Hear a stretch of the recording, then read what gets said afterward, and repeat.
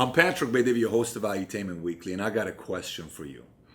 Did you ever call into a love line and dedicate a love song to somebody? You know you did. You know you did. You see, in the West Coast, in the LA area, we have a radio station called Coast 103.5, and there would be love song dedications at night. And I was thinking, what would it sound like if there was a dedication, a radio station where you could dedicate love songs to entrepreneurs out there? What would it sound like? And I said, it's probably going to go something like this. So join us and tell us if this is kind of what it sounds like. All right. So, Mario, where are you coasting tonight? Hey, Patrick, thanks for having me on the call. Sure. I'm actually in Whittier, California. Oh, it's a beautiful place. And Mario, who's on your mind tonight?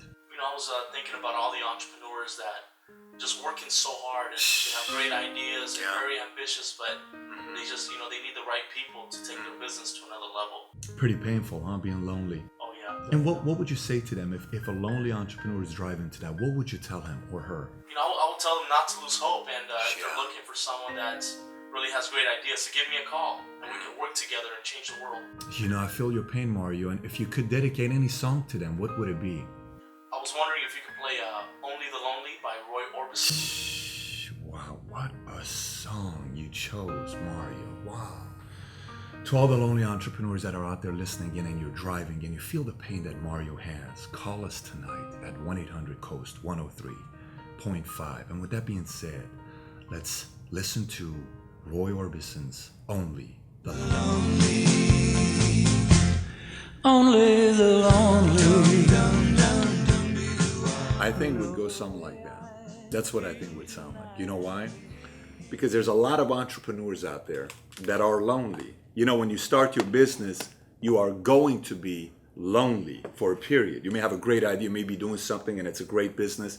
You're excited about it, but your mom, dad, friend, family, no one supports you. Everybody thinks you're a nut. They think you're crazy to have started your own business. You should have a job. What are you doing leaving your job? What are you even thinking about doing something after 5 o'clock? Or starting a gig? You are out of your mind. And eventually what happens when you're a lonely entrepreneur, you're all by yourself, eventually, when you recruit that partner of yours, that running mate of yours, that leader of yours, that sees the vision, that gets the idea just as big as you, it changes the face of your business overnight. And the question becomes how to start a movement. There's a video out there online on YouTube that has over 11 million views at this time. And a TEDx speaker took that video and explained how to start a movement. And I thought it was the best explanation on how all movements get started, including those who start their own businesses. So watch this video from TEDx. So ladies and gentlemen, at TED, we talk a lot about leadership and how to make a movement. So let's watch a movement happen, start to finish, in under 3 minutes and dissect some lessons from it. First, of course, a leader needs the guts to stand out and be ridiculed.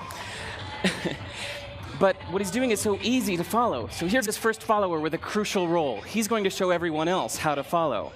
Now notice that the leader embraces him as an equal. So now it's not about the leader anymore, it's about them, plural. Now there he is calling to his friends. Now if you notice that the first follower is actually an underestimated form of leadership in itself. It takes guts to stand out like that. The first follower is what transforms a lone nut into a leader.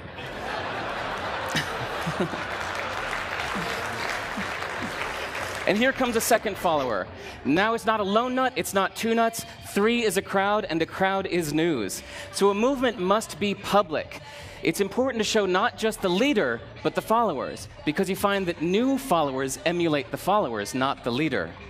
Now here come 2 more people, and immediately after, 3 more people. Now we've got momentum. This is the tipping point. Now we've got a movement. So notice that as more people join in, it's less risky. So those that were sitting on the fence before now have no reason not to. They won't stand out, they won't be ridiculed, but they will be part of the in crowd if they hurry. So over the next minute, you'll see all of the those that prefer to stick with the crowd, because eventually they would be ridiculed for not joining in. And that's how you make a movement. But let's recap some lessons from this. So first, if you are the type, like the shirtless dancing guy, that is standing alone, remember the importance of nurturing your first few followers as equals. So it's clearly about the movement, not you.